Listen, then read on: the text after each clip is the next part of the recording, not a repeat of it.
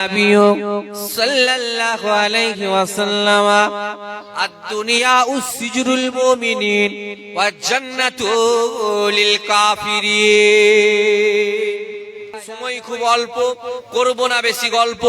আমি আপনাদের জামাল উদ্দিন ভাই কোরআন হাদিস থেকে কিছু আলোচনা আপনাদের শোনাতে চাই। প্রথম যাকে পাঠিয়েছিলেন তিনি হলেন আমাদের বাপ, আমাদের পিতা হযরত নবী আদম আলাইহিস সালাম।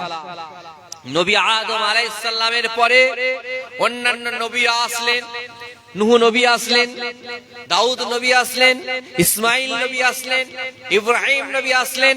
এইভাবে 1,24,000 মতান্তরে 2,24,000 নবী কিংবা পয়গম্বর আল্লাহ পাক এই দুনিয়ার জমিনে পাঠিয়েছেন।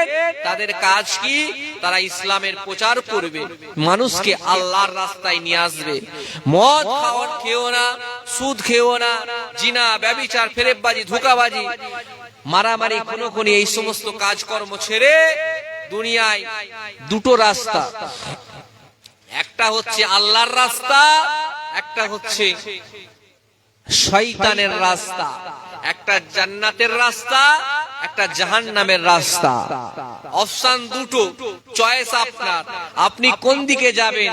আল্লাহর রাস্তায় যাবেন নাকি শয়তানের রাস্তায় যাবেন? আল্লাহর রাস্তায় আছে জান্নাত, শয়তানের রাস্তায় আছে জাহান্নাম। Your choice.